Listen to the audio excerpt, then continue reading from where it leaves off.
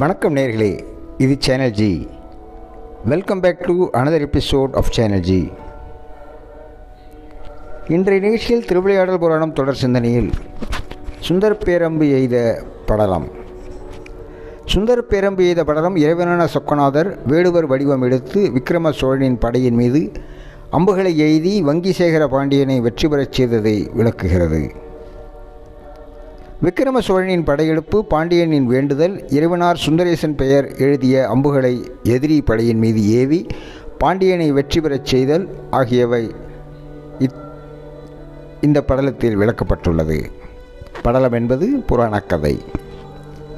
சுந்தர பேரம்பு எய்த படலம் திருவிளையாடல் புராணத்தின் திரு ஆலவாய்க்காண்டத்தில் 50வது படலமாக அமைந்துள்ளது. இனி சிந்தனைக்கு செல்வோம். வங்கிசேகர பாண்டியன் பாண்டிய நாட்டை ஆட்சி செய்து கொண்டிருந்த போது விக்கிரம சோழன் என்ற சோழ அரசன் பாண்டிய நாட்டின் மீது படையெடுத்து வந்தான். அவனுக்கு உதவியாக வடநாட்டு அரசர்கள் பலர் பாண்டிய நாட்டினை நோக்கி படையெடுத்து வந்து கொண்டிருந்தனர். சோழனின் படைகள் பாண்டிய நாட்டுக்குள் புகுந்து நீர்நிலைகளை உடைத்து, பசுக்களை கவர்ந்து, வியாபாரிகளிடம் கொள்ளையடித்து பல தாக்குதல்களை நடத்தினர். இச்செய்தியை ஒற்றர்களின் மூலம் அறிந்த வங்கிசேகர பாண்டியன் பாண்டிய நாட்டினை சொக்கநாதரை தவிர யாராலும் காப்பாற்ற இயலாது என்று எண்ணி அவரை சரணடைந்தான்.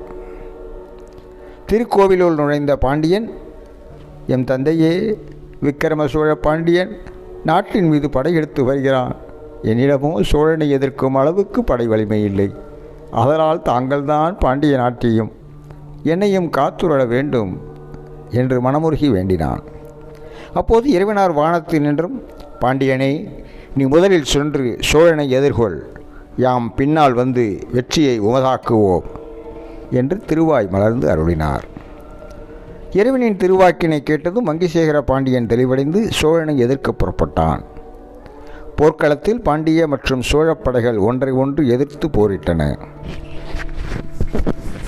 அப்போது சோழனுக்கு உதவியாக வடநாட்டு படைகள் போர்க்களத்தை அடைந்தன. இதனால் பாண்டியனின் படைகள் சோழனின் படைகளை எதிர்க்க முடியாமல் சிதறி ஓடின. சோழன் போரில் வெற்றி பெற்றோம் என்று எண்ணி சங்கை முழக்கினான். அப்போது சொக்கநாதர் வேடுவ வடிவம் கொண்டு பாண்டியனின் சேனைக்கு தலைவராக சுந்தரேசன் என்ற திருப்பெயருடன் போர்க்களத்துக்கு வந்தார். தம்முடைய கணைகளை சோழனின் படைகள் மீது எய்தார். ஒவ்வொரு அம்பும் சோழப்படையின் 16,000 வீரர்களை கொன்றது.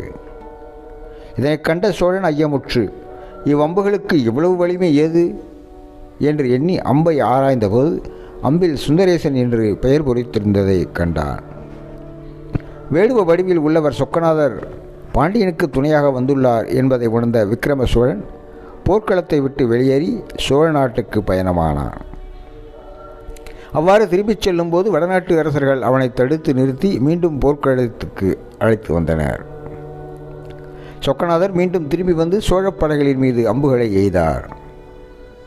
இறைவனாரின் அம்புபட்டு பல்லாயிரக்கணக்கான வீரர்களும் யானைகளும் குதிரைகளும் மாண்டு போயின. வடநாட்டு அரசர்களும் இறைவனாரின் அம்புபட்டு மடிந்தனர். விக்கிரம சோழன் போர்க்களத்திலிருந்து தப்பித்து ஓடினான். வங்கிசேகர பாண்டியன் போரில் வெற்றி பெற்றான். இறைவனார் பாண்டியனின் வெற்றி புன்னகையை பார்த்து அருள்நகை புரிந்து மறைந்து அருளினார். வெற்றி பெற்ற திருக்கோயிலுக்கு சென்று வங்கிசேகர பாண்டியன் இரத்தனத்தினால் செய்த வில்லும் சுந்தரப்பேர் எழுதிய அம்பும் செய்து காணிக்கையாக சாத்தி வழிபட்டான். பின்னர் நீதி தவறாமல் ஆட்சி செய்து வந்தான். சுந்தர பேரம்பு எய்த படலம் கூறும் கருத்து கடவுளை நம்பினோர் கைவிடப்படார் என்பதே ஆகும். கடவுளை நம்பினோர் கைவிடப்படார் என்பதே சுந்தர பேரம்பு எய்த படலம் கூறும் கருத்தாக அமைந்துள்ளது. அன்பு நேயர்களே, இது சேனல் ஜி. உங்களுக்காக தினம் ஒரு நிகழ்ச்சி வலம் வந்து கொண்டிருக்கிறது. உங்கள் எண்ணங்களையும் கருத்துக்களையும் எங்களுக்கு எழுதி அனுப்புங்கள். நீங்கள் எழுதி அனுப்ப வேண்டிய முகவரி podcastchannelg@gmail.com. எங்களை டெலகிராம் சேனலிலும் பின்தொடரலாம்.